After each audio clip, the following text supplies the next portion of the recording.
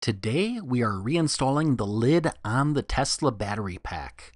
But first, there's some other things we have to do, including removing these metal ribs from the lid.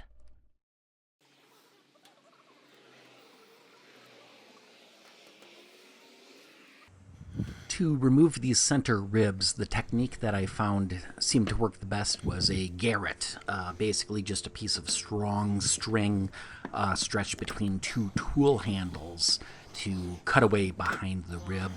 I used a piece of paracord and then I just tied it to two screwdrivers to have something to get a grip on. So now that I got all these aluminum ribs off, I'm going to get rid of all that old caulk, get this all cleaned up.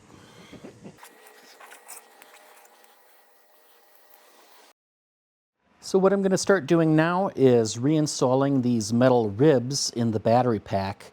So these here are what actually hold the cell modules down. You can see the holes that's where the bolts go through this down into the frame of the battery pack and hold the modules down.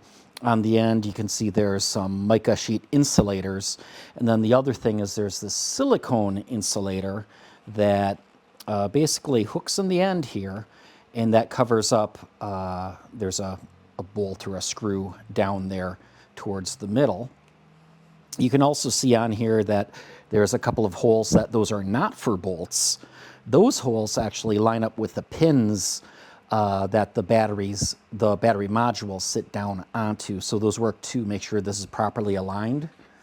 So if I go down in here, gently push that forward, drop this in. When it gets on those alignment pins, you'll feel it doesn't move at all. It's absolutely in the right spot.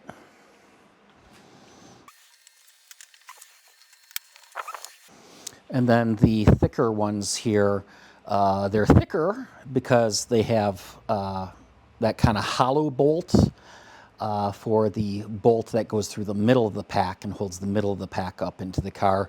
And then also they got that trapezoidal cross section because the part between the two cell modules is wider there to make room for that bolt.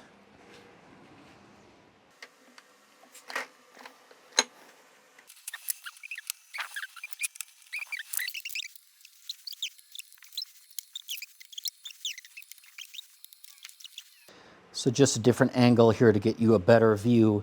Right down here, you can see this little pin where the rail of the battery module gets positioned correctly, aligned. So the battery module's in the exact right place where it's supposed to be. And then you can see there's also that hole with the rib that goes over the top of it.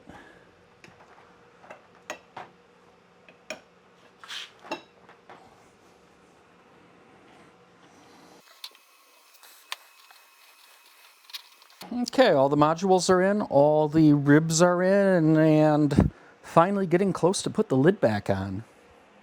Okay, I just wanted to show you something before I got this all put together. This is the fuse cover. Right here, this is the original fuse cover from the car. So this is what caused the problem last year and why I got such a good deal on the car, but you know, why it was a fixer-upper was that the fuse cover was actually rusted away so much, and you can see like over here, that it allowed water in to the fuse, and then a ground fault type circuit prevents the car from operating. So the big issue here was that the air conditioner condenser actually emptied out right on top of the battery pack. So this thing always had water going on it. This is the same part from Tesla, brand new. It's steel, it has a nice paint job on it. And what I had been using over this past year is this right here is just a piece of stainless steel sheet I got at the hardware store. I just traced the existing part, marked out the holes, added the gasket maker, and you know, look how shiny that is inside. This actually worked great. Some people said, oh, maybe it won't be able to hold pressure or whatever because it's flat instead of having an embossed kind of a shape to it. But this has been fantastic, and you know what? Stainless steel, so it's never ever going to rust. I've got the OEM part here, so I think I'm going to install that. Now, a bunch of people are going to say, oh, no, no, that's just going to rust just like that one. Well, it doesn't have the air conditioner dumping water straight on top of it anymore, and I think that was the big issue. So, you know, if I use this one, people will say, hey, that's not right, it's not original, it's flat. If I use this one, people will be like, oh, no, you should have gone with the stainless steel one because that won't rust. So, you know, that's kind of how internet comments are, but we'll install this on the car. So after getting all the lid prepared, scrape off the old caulk, do some touch-up paint, things like that, I have dry fit the lid, including the Penthouse cover. So basically all I'm doing is making sure that it fits back into place, that it's not, you know, so bent up that one of the holes isn't going to line up for one of the screws, anything like that.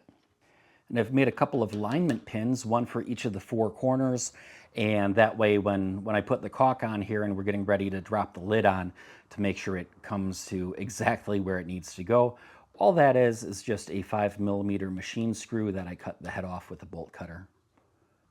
It's just a 5mm bolt and then a bolt cutter. So there we go, we've got nice thread that we can thread right in. The other end is rough, so we'll make sure that goes up. There's the old head, so that'll make a nice little alignment pin.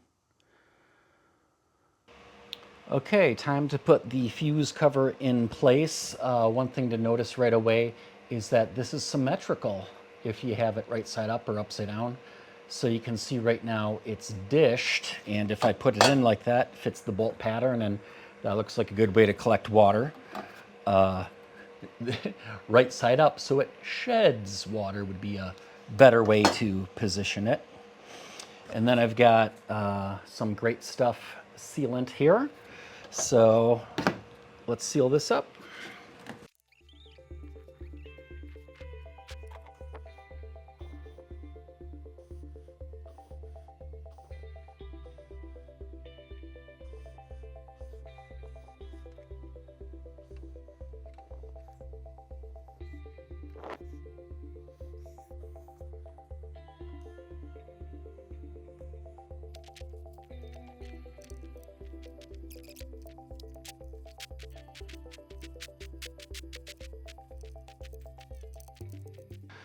Okay, and one thing about doing this on the cover instead of as the very last thing is we can just flip this over to check the work.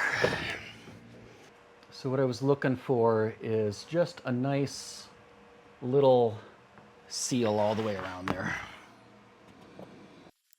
And then besides the caulk that's inside there, I'm also going to put a bead around the outside edge of the fuse cover and then just smooth it out a little bit, make it look nice, but no way any water's getting in there now. Now finally getting ready to put the lid on, it's time for the sealant. I think I went through 2 10-ounce tubes of this caulk. I've got a link for you in the video description. The main thing was getting around each and every single one of the holes here. That's the only way to make sure it's going to be completely 100% waterproof. The sealant has to go all the way down the middle here, this spine of the pack, across these ribs, and all the way around the outside.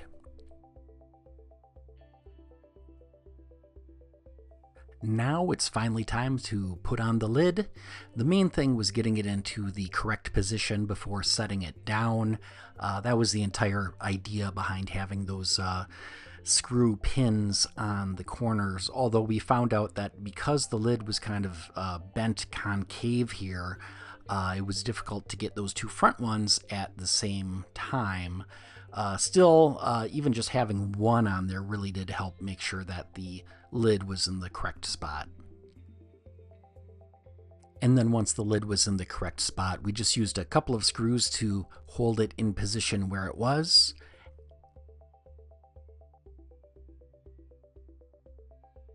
And then it was time to actually add the proper screws. Now there are several different types of screws here, so when I was taking the lid off originally, I made sure to pull out only one type at a time and bag and tag them separately so that they were all kept track of. That made it a lot easier and organized when putting all the screws here back in. Still, it was a lot of screws. These were all started by hand to avoid accidentally stripping any screws. And then when we got tired of driving these all by hand, we switched to power screwdrivers. But these have a clutch on them, which can be set really low. So essentially they can put a screw or a bolt in very quickly, but as soon as it meets any resistance, then it stops driving it. And then after that, we torqued all the individual fasteners in by hand. So now I reinstalled the main fuse, and this of course was because the fuse cover was already in place. And then it was time to caulk around the penthouse or front hump, making sure to get around all these fasteners.